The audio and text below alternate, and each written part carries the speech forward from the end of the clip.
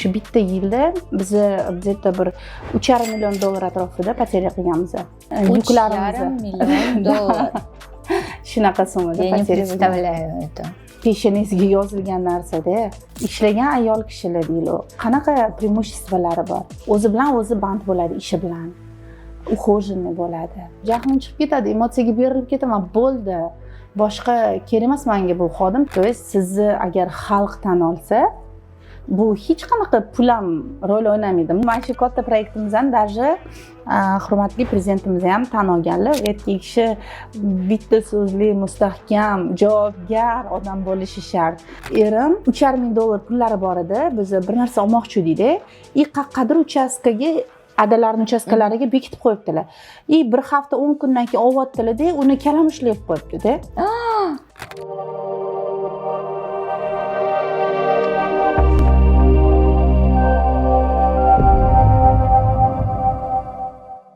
Nargiza Usmanova bahor gullari asoschisi. Bugun bu O'zbekiston bozorida dekorativ o'simliklar savdosi bo'yicha eng yetakchi kompaniyalardan biri. Kompaniya shaxsiy ishlab chiqarish tizimiga ega.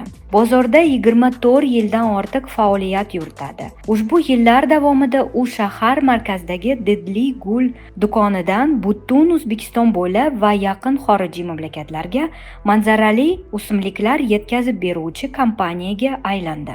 Nargiza turmush o'rtog'i bilan hamkorligida ishlaydi. Birga sayohat qiladi va O'zbekistonga yangi trendlarni olib keladi. Landshaft dizayni bo'yicha chinakam mutaxassis sanaladi. Nargizaxon, assalomu alaykum. Assalomu alaykum. Vaqtingiz uchun rahmat. Kelganingiz uchun rahmat. Ayollar faoliyatidan proyektiga xush kelibsiz. Rahmat, xursandman. Chaqirganingizdan mamnunman. Bilasizmi, bizning loyihamiz o'z orzu va maqsadlari tomon qo'rqmay olga qadam tashlaydigan vizioner ayollarga bag'ishlanadi. 20 yildan oldin siz mana men biznes qilaman, qanaqa orzularingiz bilan boshlagansiz va qaysi biri o'sha orzularingiz, qaysi biri уже amalga oshirdi? Avvalambor yoshligimda 18 yoshimda shogirdlikka adam joylashtirib qo'yganlar. Uyimizni nari betida Gulbozor bo'lardi. Gulbozorga shogirdlikka tushasan degan edilar. Xo'p dedim. Keyin Bahodir akani qo'llariga shogird bo'lib keldim. 3 oy yozga kanikulda ishladim, chunki 9-sinf edim. Shunda birinchi marta menga nima yoqdi? Men o'tga pulga qiziqib yoki bir narsaga qiziqib anaqa qilmaganman. Shogird bo'lib qatnamaganman. Shunchaki menga yengil edi. Odamlar ishib yurardi, men qilib berardim, rahmat deyishardi, meni motivatsiyam shundan oshardi. 3 oy o'tgandan keyin ustozim Bahodir aka, Nargiza, xohlasang men senga pul beraman 3 oy ishlaganingga yoki maktabingga mana chiqasan, men senga bozordan bu narsa olib beraman dedilar. Bo'ladi, xo'p dedim-da. Biza u paytda unaqa butiklar bo'lmagan, в основном ipodrom bozor bo'lgan. Ipodromga bordik-da. Bilsangiz agar Kariz bozor bo'lardi, o'zbek bozor bo'lardi. Meni sразу Kariz bozorga olib bordilar-da, aytdilarki, xohlagan narsangni tanladilar. Men o'sha yerda shokka tushib qoldim-da. Ichimda shunaqa xursand bo'lib ketdim, chunki birinchi marta bu so'zni eshityapman. Xohlagan narsangni tanla deb. Bilasiz, yoshlikda ota-ona bilan bozorga borsangiz, ota-ona o'zi aytadi, "Men buni olasan, buni olasan" deb, to'g'rimi? Tем более u paytda. В итоге men tanladim o'zimga kerakli narsani. O'shanda o'zim uchun tan oldimki, agar men bir ish qilsam, men hamisha xohlagan narsamni ola olaman deb dilimda qolib ketgan. Zo'r sostoяние. Da. Ayol uchun ayniqsa. Men uchun-da, men qiz bolaman, endi yosh paytda qo'limdan ish kelmagan, maktabda o'quvchiman. В итоге bitta orzu bilan keyin yashadim. Qachon maktabim tugirkan, men qachon samostoятельно ishlay olaman deb. В итоге maktabim tugadi. Keyin orasida shogird bo'lib dalishga chiqib ishlayverdim. Ko'nglimizni bir-birimizga tushib qoldi ustozim bilan. Xullas, bir-birimizdan yaxshi ko'rib qoldim. Vaqt o'tib turmush qurdik. Homilador bo'ldim. lekin yosh er xotin, uyda bitta o'zi, qaynonam qaynotam отдельно yashardi. Uyda zerikkanimdan erimni oldiga chiqarardim bizneslariga, magazinga. Qanaqadir buketlar, guldastalar yasardim.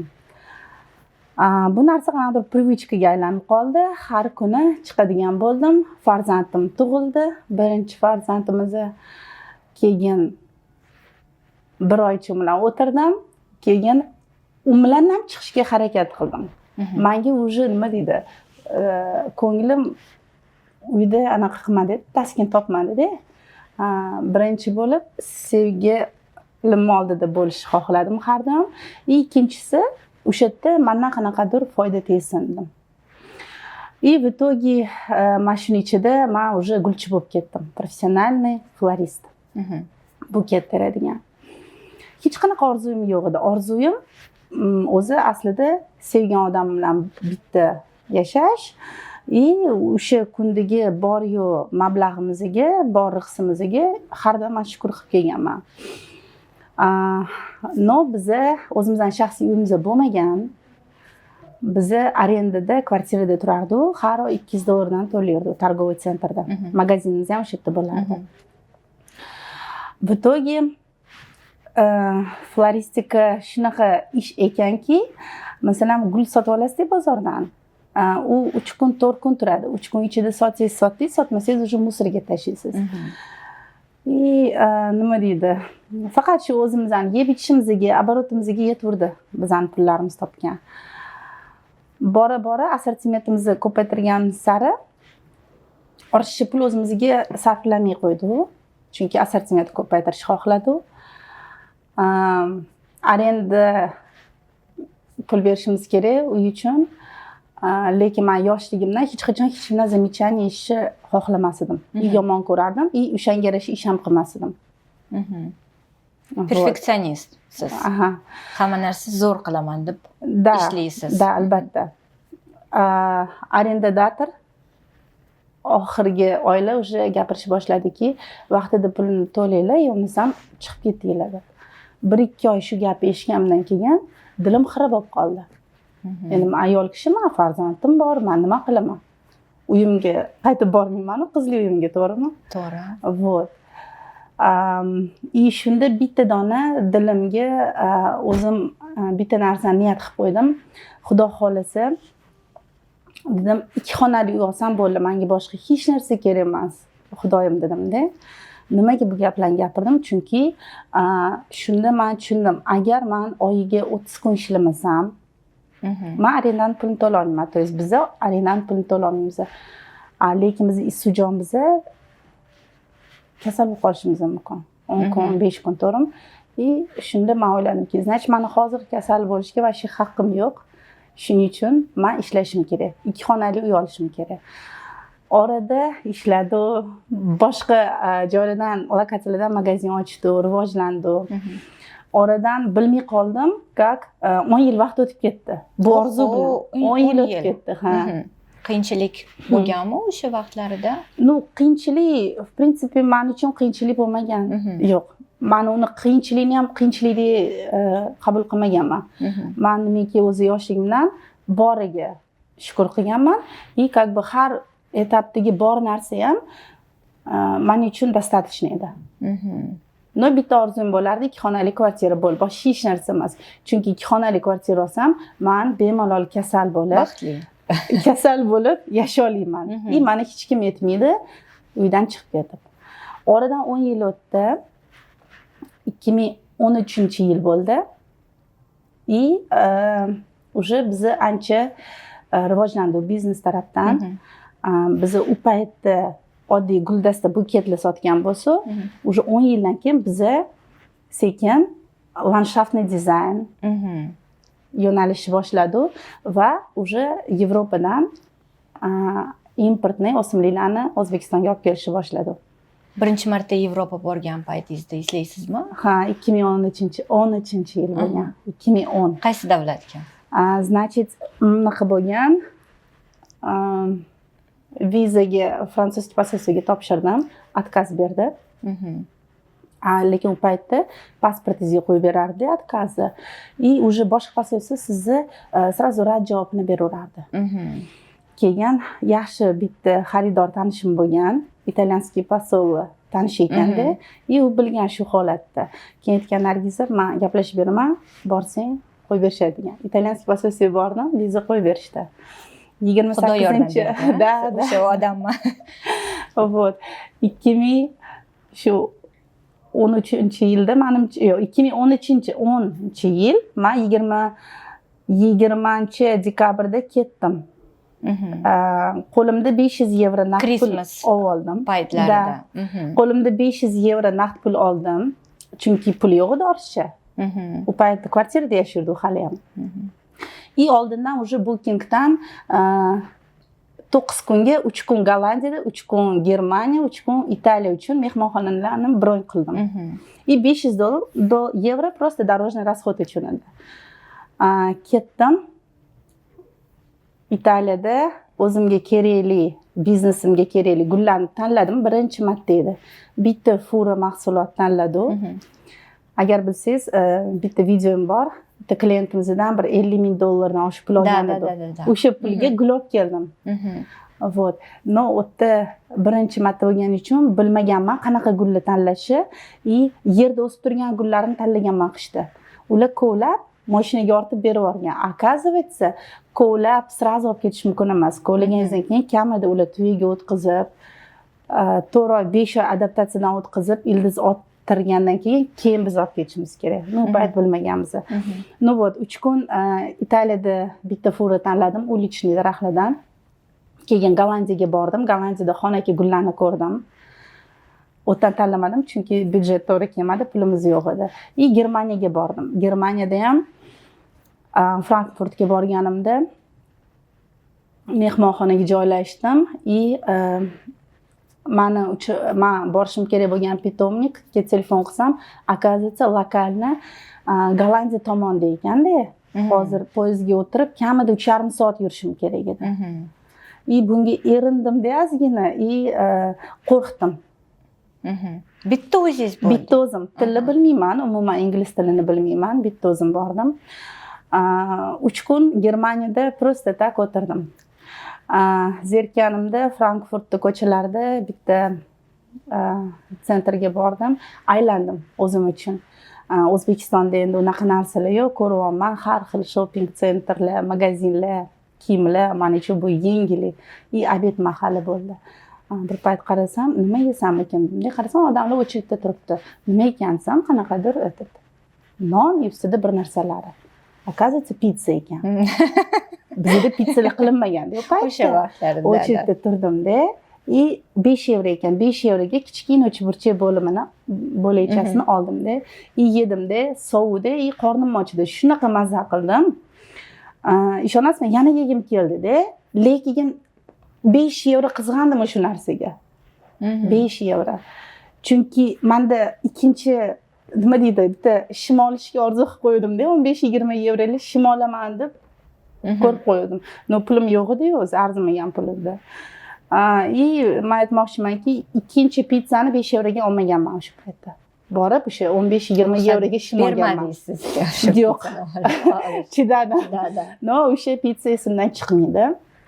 Hech qachon esimdan chiqmaydi, что Yevropaga tilsiz borib, 9 ta davlatga дорожный расходda faqat 500 yevro. Вот. Bu juda kam. Bu juda o'sha ham vaqtlarga.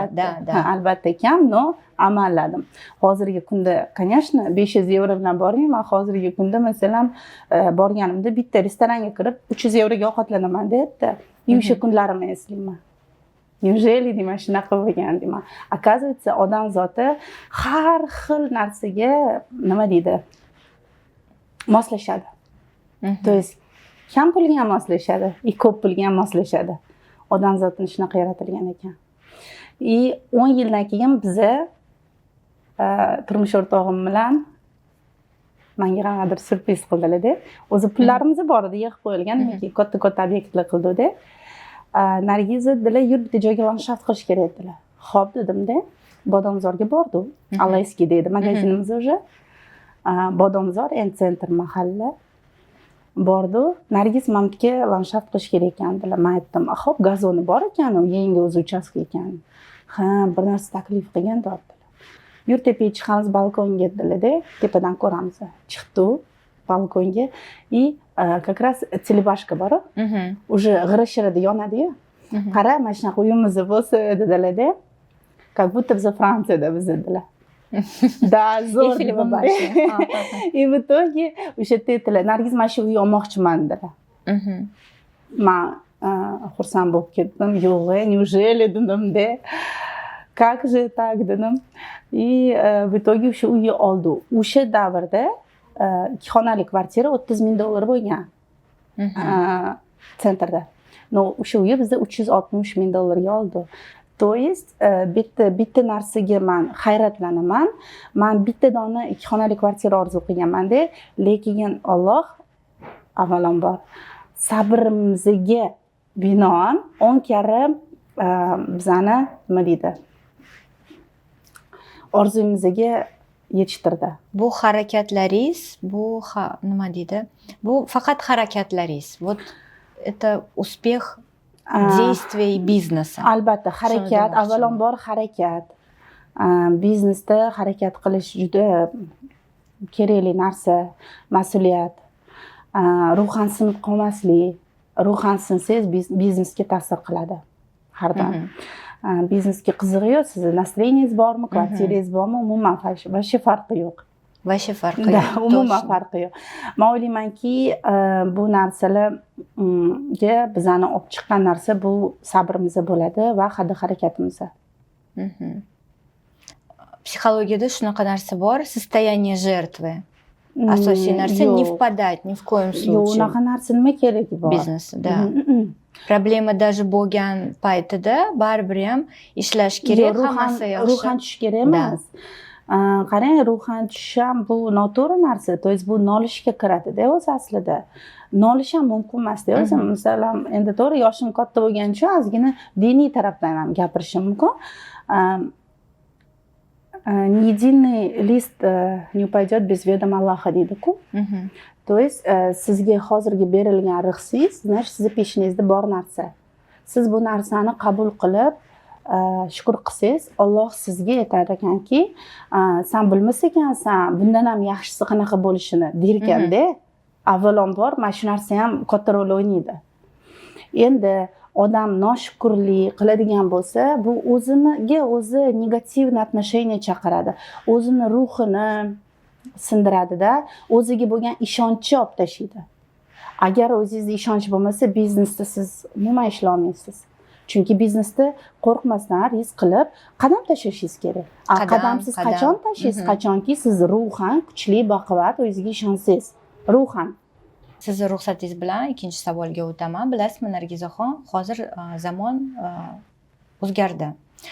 Xohlasangiz, 1-2 klik aviachipta olasiz, xohlagan mamlakatga borasiz, xohlasangiz masalan kredit olasiz, depozit olasiz, xohlagan narsa qilasiz. Haqiqatdan muvaffaqiyatli ayol oddiy ayoldan, menimcha, bu meni fikrim, nima farqi bor?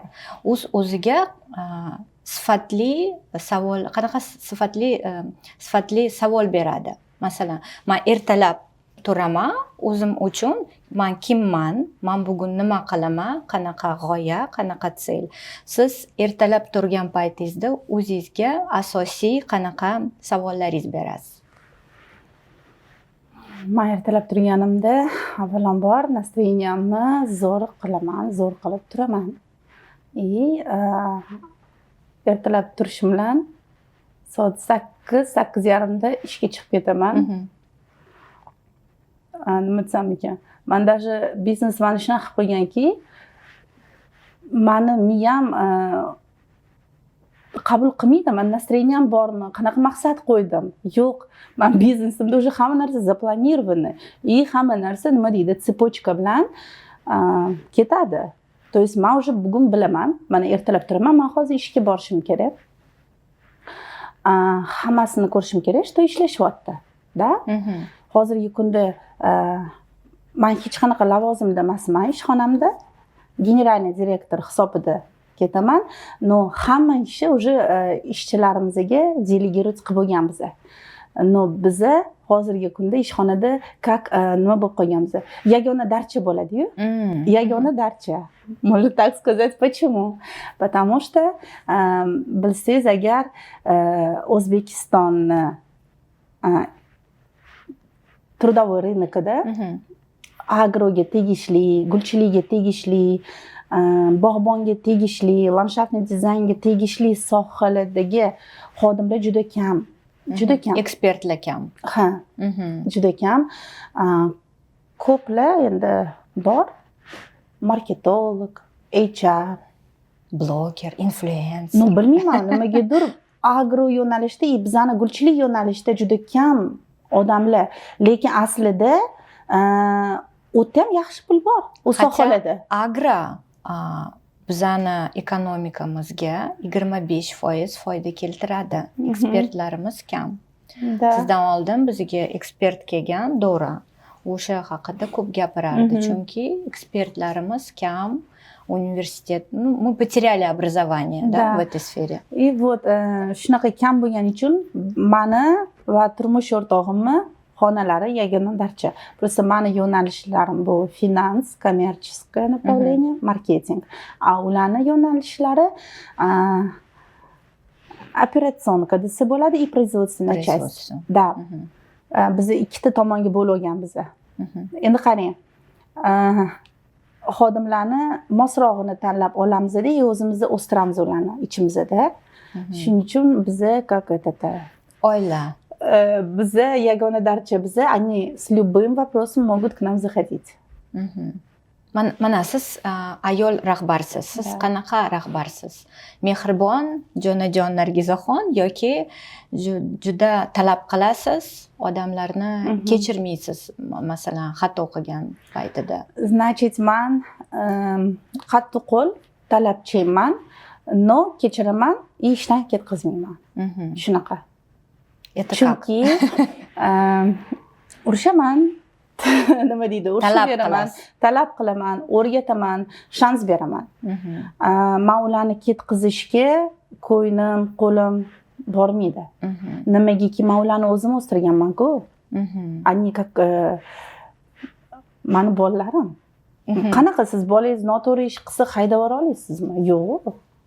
Mana aytaman sizga, har bitta xodimni biz professional xodim olamiz, ko'chada yo'q. Biz o'zimiz uni professional qilamiz. Endi biz uni professional qilganimizdan keyin u aytganini qilmasa, noto'g'ri ish qilsa, to'g'ri gap eshitadi. Jarima olishi mumkin. No, ishdan uncha-munchaga haydalmaydi bizadan. Chunki baribir mana shunaqa, to есть bilmayman, mana shunaqa ko'nglim shunaqa. O'zi aslida jahlim chiqib ketadi, emotsiyaga berilib ketaman, bo'ldi. Boshqa kerak emas menga bu xodim, chunki men уже boshim ortib deyman.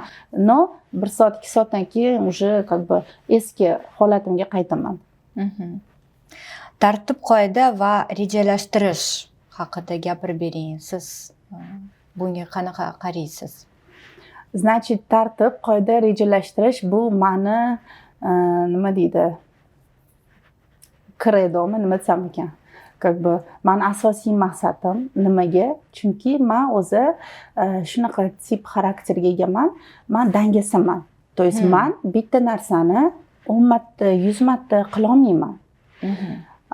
Ishxonada ham nima uchun men o'ylaymanki, men kommersiya, finansoviy и marketing yo'nalishi tanlaganman, chunki men hamisha yangilikni olib kiraman, uni o'rgataman.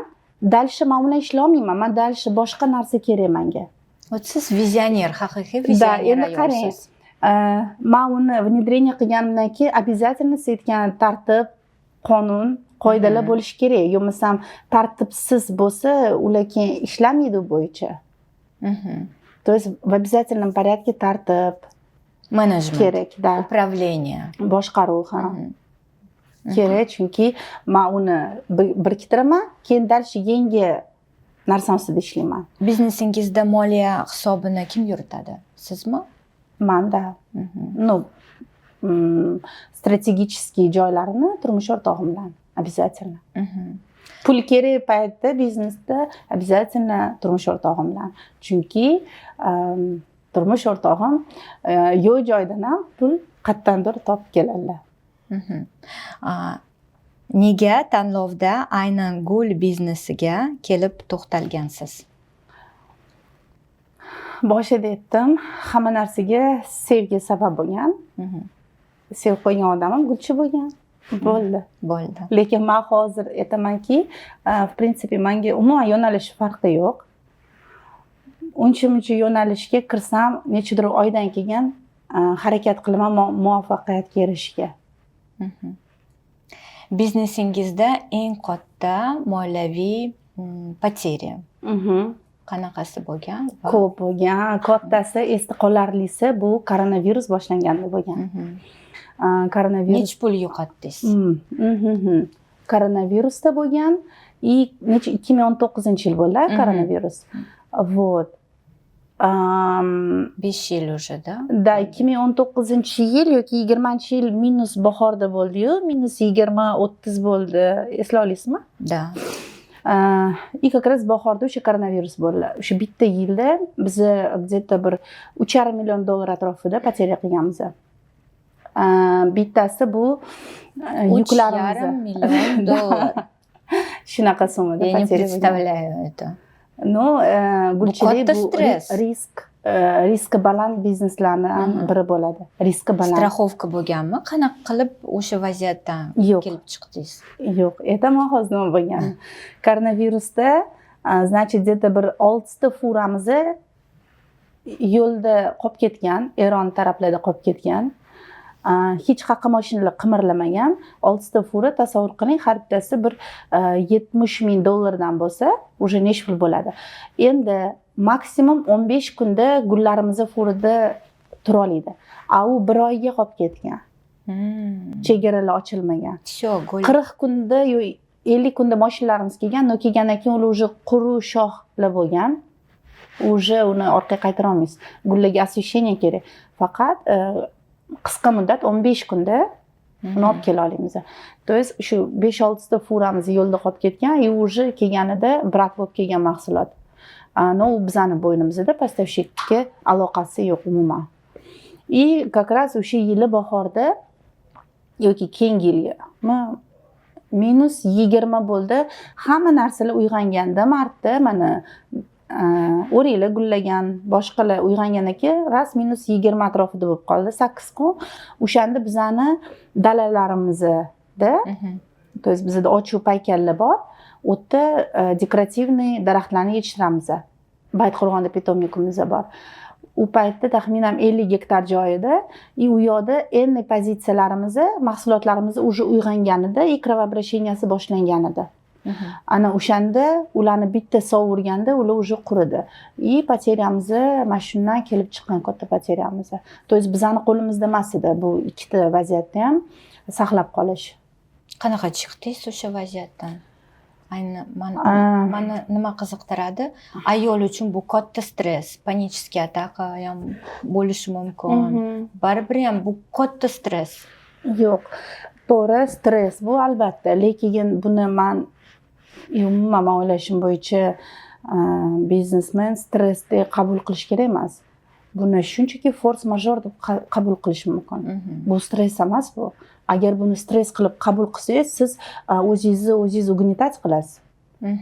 Sizga bu просто dars bo'lsin. Bizga dars bo'ldi. Biz endi pozitsiyalarni keyin umuman ekmaydigan bo'ldi o'zimizning yo'nalishimizda. Ishlab chiqarishimizda endi pozitsiyalarni umuman ekmadi. Bu bizga dars bo'ldi. Ikkinchisi, o'sha yildan keyin уже ishlab chiqarishda har oy oldindan qishki havoni qaraymizda, agar mabodo Qozog'iston tomonidan qattiq sovuqlik keladigan ehtimol ko'rinsa, biz уже qo'ldan kelgancha uni защита qilamiz sovuqdan. Вот. Stress deb men qabul qila olmasdim, chunki bu peshanasiga yozilgan narsa-da. Mana koronavirusda ham biz bahorgi sezonni ham yo'qotgan biz. Bilsangiz 2 oy ham uyda o'tirgan-ku, lekin bahorda bizda eng gulchilarda, и тем более mana bu sadovodstvoda ajiotaj sezoni bo'ladi bahorda. Biz 2 oy uyda o'tirganmiz. Biz shuncha olib kelgan mahsulotimiz ketmadi, lekin uni ekspluatatsiyasini qilib, saqlab, kuzgi, yozgi sezonda sotdi. U ham bizga minus keltirgan. Но что поделаешь, это бизнес, это жизнь, это форс-мажор. Знаете, я читала книгу Оскара Хартмана, знаете вы его или нет, рухсатиз bilan rus tiliga o'tilaman. И вот он тоже говорит примерно то же самое, что и вы. У него миллиардные компании, единорог qilingan, bu единорог nima bu? Единорог bu 1 milliardga kapitalizatsiya kompaniya. Shunaqa kompaniyalar 9 ta o'sha odamni. U ham shunaqa aytishyapti. На любые потери надо смотреть без драмы. Вот потерял ты эти деньги, иди дальше. Да, Всё. конечно. Men bu kitobni o'qimaganman, eshitmaganman bu gapni. No, men ham shunaqa fikrlayman. Har vaziyatda, lekin albatta o'ylayman, qanaqa qilib masalan buni qoplayman deb. Dальше ishlayveramiz. Yaxshi. Chiroyli gul biznes haqida ko'proq gapirib bering. Qanaqa уникальный торговый предложение bor? Mana faqat bizda shunaqa narsa bor, bahor gullarida yoki servismi bu, yoki qanaqadir kreativniy торговый pozitsiyalaringiz. Bahor gullarida o'zi уникальный торговый предложениялар juda ko'p, lekin ular ham hozir neaktualniy bo'lyapti, chunki konkurentlar ko'payyapti, gulchi konkurentlar. No, birinchi masalamiz bu bizning brendimiz уже 30 yoshga yaqin. Bu O'zbekiston bozorida 30 yildan beri gul bilan shug'ullanadigan kompaniyalar tam bitta ikkita bo'lishi mumkin. Bu bizning mustahkamligimiz, bizning garantiyamiz, to что biz xaridorga aldamaymiz uni. Qo'ldan kelgancha yaxshi servis ko'rsatamiz, yaxshi to'g'ri mahsulotni taklif qilamiz ekiladigan joylariga. То есть pulni olib, до свидания deyish niyatimiz yo'q. Pulni olib, albatta ularni ham ko'ngillariga qarab, ertaga bizga rahmat deyish bizning nima deydi, asosiy maqsadimiz kompaniyada. Undan tashqari Довольный клиент bu prioritet. Albatta довольный klient. Undan tashqari kompaniyamiz juda resurslari katta, mahsulot bo'yicha ham, xizmat ko'rsatish bo'yicha ham uncha kompaniya qila olmaydigan katta hajmdagi obyektlarni qilib bera olamiz. Bizning butun tariximizdagi eng katta obyektdan birini aytaman sizga, bu oxirgi proyektlarimizdan bu Samarqand shahri bo'lgan. Shos bo'lgan 2022-yil biz Siz qilganmisiz o'sha? Albatta, ha. 120 kilometr ko'chani biz landshaftniy dizayn qilib, ko'kalamzor o'rlashtirish ishlarini olib borganmiz. Вот. U yoqda 3 yil ishladi. Hamma kommunikatsiyasini qildi, озеленениясini qildi, 3 yil ishladi уже oxirgi yilida kuniga 500 tadan odam ishlardi bizda. Chunki parallelni 12 ta ko'chani biz qilishimiz kerak edi. Shaharni mana biz bahor gullari Samarqand shahrini chiroyli qilib ko'kalamzorlashtirib berdi. Bir marta sizni oldingizga borishimiz kerak bo'ladi. Da, shunaqa zo'r video qilib, haqiqatan biznesni ko'rsatish, teplitsa. Bu mana shu katta proyektimizdan даже hurmatli prezidentimiz ham tan olganlar va o'sha munosabati bilan menga bizning kompaniyamizga do'stlik ordenini tabriklayman. Taqdim qilganlar. Zo'r bu. Bu g'urur. Вот mana o'sha do'stlik ordeni menga nima deydi, chiqqanida men o'qiganman-da. O'shani o'qiganimda bo'ladi-yu, ko'zimga bitta yosh keldi-da, qanaqadir anaqalar keldi, nima deydi, emotsiyalarim o'zgarib ketdi. Xullas, shuncha qilgan ishimga bitta mana shu orden eng великая награда deb men his qildim. То есть sizni agar xalq tan olsa, bu hech qanaqa pul ham rol o'ynamaydi bundoq olib qarasa. Hurmatni, izzatni baribir pulga sotib olib bo'lmaydida. Hurmat, izzatlar hammasi nima deydi, xatti harakatingizga bog'liq.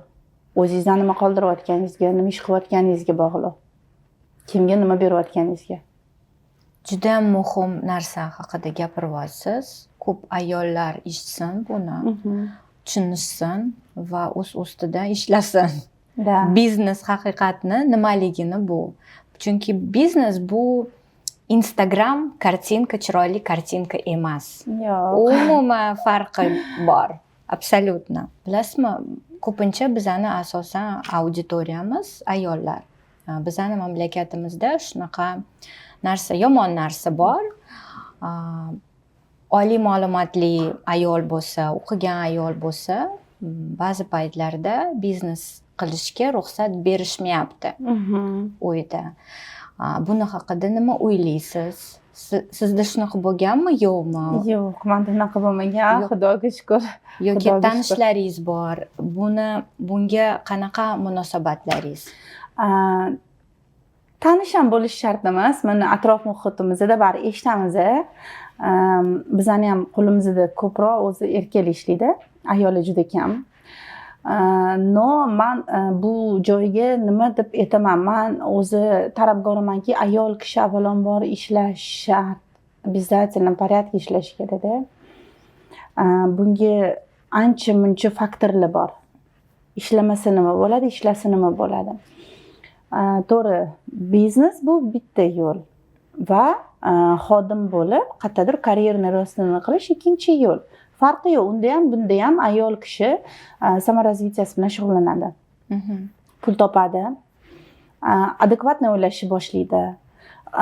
Har xil nima deydi, pasod gaplar, har xil problemalar uyda, har xil g'iybatlar uyda kamayadi, yo'q bo'ladi. Undan tashqari, chunki fokus faqat uyda emas, boshqa ishlarim bilan band bo'laman. O'zini o'zi maqsadlari bo'ladi-da ishga nisbatan.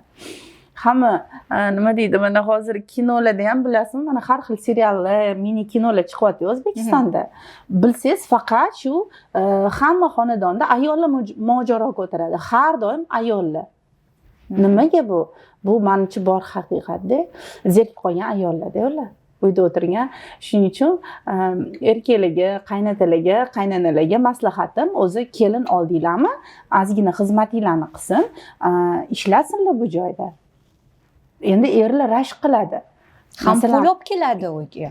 Kechirib qo'yasiz, nimaga rashk qiladi? Agar ishonmasa, bo'lmasam yashamasin, bo'lmasam.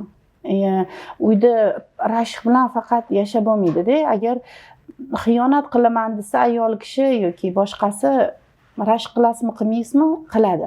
Avvalambor daveriya bo'lishi kerak. To'g'ri, ayol kishilarga ham endi maslahatim, eringlarni daveriyasiga 100% kirishinglar kerak. Bu 100% birinchi o'rindagi narsa. Chunki bu bo'lmasa, ko'p narsadan siqiladi ayol kishi. Qisiladi. To'g'risi, ko'chaga chiqmaydi, uyda o'tiradi, ortiqcha pul xarajat qilmaydi, kiyim-kechak kiymaydi, o'ziga qarab yurmaydi, ishga tim bo'li chiqmaydi. Shuning uchun ayol kishi birinchi bo'lib o'sha xonadonni daveriyasiga kirish kerak. Daveriyasiga kirish kerak. Uning uchun nima qilish kerak? Uning uchun erga tegdimmi, qiz bola uyga keldimi, yangi uyga, bola o'sha uyga berilish kerak, u uyga esdan chiqarish kerak. Ona, otasi, opasi, akasi hammani unutish kerak. Unda bitta maqsad, bitta yostiqga bosh qo'yadigan eri bilan maqsadlari bir bo'lishi kerak. Ana shunda men o'ylaymanki, daveriya to'planadi u ayolga nisbatan. Keyin sekin eriga masalan ko'ndirishi mumkin ishlashi. Endi ishlagan ayol kishilar deylik, qanaqa преимуществолari bor? O'zi bilan o'zi band bo'ladi ishi bilan. Ухоженный bo'ladi. Aql tomondan-da zaiflashmaydi-da. U rivojlanadi. U atrof muhitga qarab ish qiladi, o'rganadi yangiliklarni. Moliyaviy mustaqillik. Pul topish ham albatta ham, pul topish ham bor. Вот. No endi pul topish, men o'ylashim bo'yicha не самое главное, chunki ko'p erkaklar aytadi, men o'zim topaman-da, sen uyda o'tir deydi. Faqat pul topishda emas-da. U o'zini razvitiyasida, katta gap ketadi ayol kishini. Uyda o'tirgan ayol kishi rivojlanolmaydi. U faqat orqa tomonga ketadi. Ishlayotgan ayol kishi tepa tomonga ketadi. Endi qarang, rivojlangan ayoldan farzand tug'ilsa, u tarbiyasini ham o'shanga yarasha beradi. Rivojlanmagan ayoldan farzand tug'ilsa, u tarbiyasini o'shanga moslab beradi. To есть mana erkak kishiligi savol. Sizga aqlli, kelajakda o'z yo'lini topadigan farzandlar katta qilib berish kerakmi yoki uyingizda Домработница. o'tirgan, oddiyroq, fikrlamaydigan, dunyoqarashi cheklangan ayol kishini tarbiya olgan farzandi kerakmi? Endi bu уже erkaklarning vыбoriga qarashimiz kerak-da. Baribir O'zbekiston mentaliteti bizni bilamiz. Ming ayol kishi ishlaydimi, boshqa bo'ladimi, uyda glavniy bo'ladi, erkak kishi bo'ladi. Men o'ylashim bo'yicha bu ham yaxshi. Bu ham yaxshi, chunki chet elda unaqa emasda, o'ta baravar. Mana hozirgi kunda agar meni oilamda ovoz baravar bo'lganda, men kuchayib даже erimni ham unutib yuborardim. Men shunaqa deb tasavvur qilaman. Men даже zaman, что ular meni boshqaradilar, men tepamdalarda, hurmat qilaman. To'g'ri, oramizda raznoglasiyalar chiqadi. То есть men o'sha paytda bilaman, bir qadam orqaga tashlashim kerak. Lekin ikkinchi tomonim aytadi, men nima sen orqaga tashlashing kerak deydi. No. Baribir erkak kishi va glavе turgani, men o'ylaymanki, bu to'g'ri narsa bu. Men ham shunaqa o'ylayman. Feminizmga yoqtirmayman feminizmni. Da, men to есть yo'lmasam agar shunaqa imkoniyat bo'lganda, boshqa bo'lganda, agar shu imkoniyatni erim berganida menga, men erimni nima deydi, qoplab olardim-da, to'g'ri tushuning. Men xarakterim qattiq-da meni. Lekin получилось так, что у него сильнее моего характера. А мужчина все равно, он должен быть сильнее. Если мы будем сильнее, смысл потеряется жизнь. Да, erkak kishi bitta so'zli, mustahkam, javobgar odam bo'lishi shart. Ko'p erkaklar unaqa emas, shuning uchun ayolini ham eplolmaydi u erkaklar. Lekin muloqot bo'lishi kerak. Muloqot bir-birini albatta взаимопонимание bo'lmasa qanaqa u? Mana men o'ylaymanki, mana ko'plar shunchaki yashaydi bir-biri bilan farzand uchun yoki men bilmayman, moddiy tomondan. Lekin ularning maqsadi bir bo'lmasa, ma'no nima ular bir-biri bilan yashashi? Agar maqsadi bir bo'lsa, ma'no bo'ladi. Unaqa narsa bo'lgandan keyin обязательно bir-birini взаимопониманияsi bo'ladi ularning. Agar bu narsa bo'lmasa, buni qurish kerak. Nargiz opa, bizning proyekt точечный biznes haqida gapiramiz. Bilasizmi, har bir ayol, har bir kishi, не все могут заниматься бизнесом. Кому-то дано, кому-то не дано. Это надо принять уже.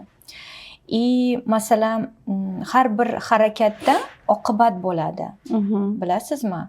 Masalan, biznesda asosiy narsa nimani o'ylayman, bu disiplina.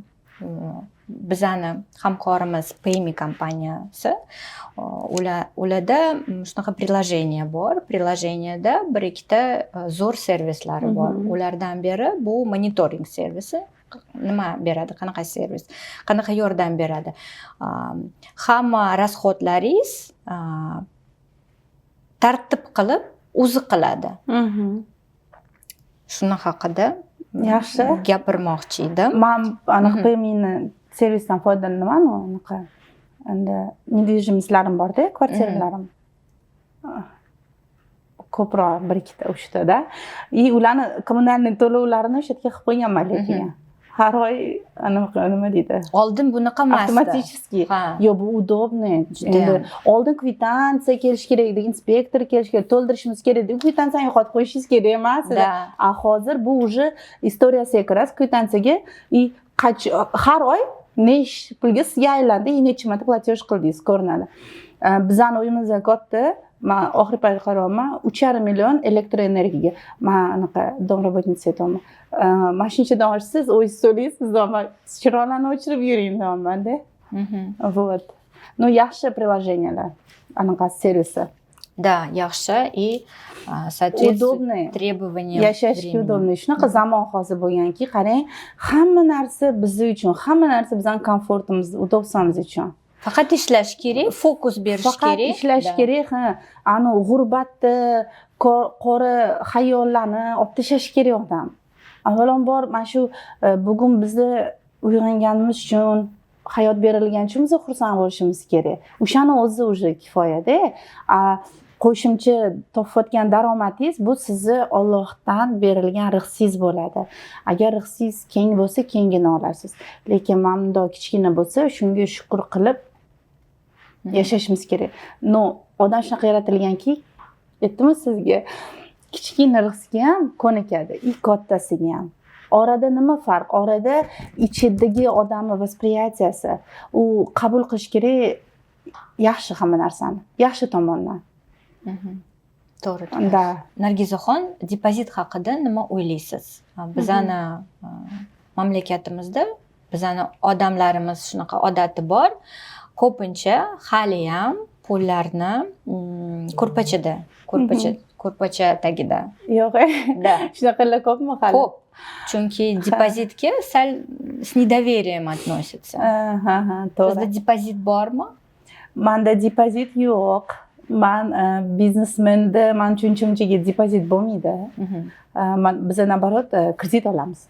Endi qarang, yostiqni tagida saqlash puli temasida gaplashadigan bo'lsa, yostiqni tagida saqlash riski kattaroq. Нежели чем bizda деньги депозит в bankda. Просто buni to'g'ri o'ylab planировать qilish kerak-da. Qarang, yostiqni tagidagi muammolarni aytaman sizga. Birinchidan yo'qolib qolishi mumkin. To'g'rimi? Bu kechirib qo'yasiz, anaqa har qanaqa tarafdan kerak bo'lsa oilaviy, oilada kimdir olishi mumkin, kerak bo'lsa o'g'ri tushishi mumkin. Har xil situatsiya bor. Bir kuni men bilamanki, erim $3,500 pullari bor edi. Biz bir narsa olmoqchi edikda, qaqqadir uchastkaga adalarning uchastkalariga bekitib qo'yibdilar. Bir hafta 10 kundan keyin olyaptilar-da, uni kalamushlayib qo'yibdi-da. Chaysilarini-da. Keyin bizni uni kamroq summaga bankdan almashtirib olganmiz. Bir shunaqa situatsiya bo'lgan. Endi yostiqni tagida saqlash temasi risklari katta. Значит, u odamlar pul оборот qila olmaydigan odamlar, biznes qila olmaydi. No, pulini saqlab, yig'ib saqlab turadi. Endi bu narsani yomon tomoni bor. U saqlangan pul aylanmasa narxi tushib ketadi. Da. Narxi tushib ketadi, to есть uni aylantirish kerak. Har xil yo'nalishda aylantirish mumkin. Biznes qilsangiz bo'pti. Kimdirga оборотga berishingiz mumkin, depozitga qo'yishingiz mumkin-da. Depozit endi u garantированный, o'tda bankrot bo'lmaydi. Biznes masalan, no, И davlat himoyasi ham bor. Ha, конечно, o'zi seyfingizda turadi. Da. Qanaqadir bo'lsa ham ozgina pul kapit qilib turadi sizga. Masalan, bilmayman, dollarda agar qo'ysangiz depozitga годовой 4-5% bo'lsa kerak. So'mda bo'lsa, приблизительно 25-27%. Bu ham yaxshi. Bu ham yaxshi-da. Men dollarda qo'yib, dollarda depozitga qo'yardim, protsentni ham dollarda olardim. To есть mana qarang, o'sha 5-6% aylanyapti-yu, to есть beryapti-yu sizga. Har holda o'sha $1000 pulingiz narxi $1000ligicha baribir qovuradi-da, kamaymaydi. Yostiqni tagida tursa, sizga birinchidan anaqa hech kim unga anaqa bermaydi, ustama bermaydi. Saqlanishga ham kafolat hech kim bermaydi. To есть men aytmoqchimanki, depozitga qo'ygan ma'qul, lekin meni ortiqcha pulim yo'q, men qo'ya olmayman. Tushunarli. Nargizaxon, vaqtingiz uchun rahmat. Kelganingiz uchun rahmat. Rahmat sizlarga ham kattakon.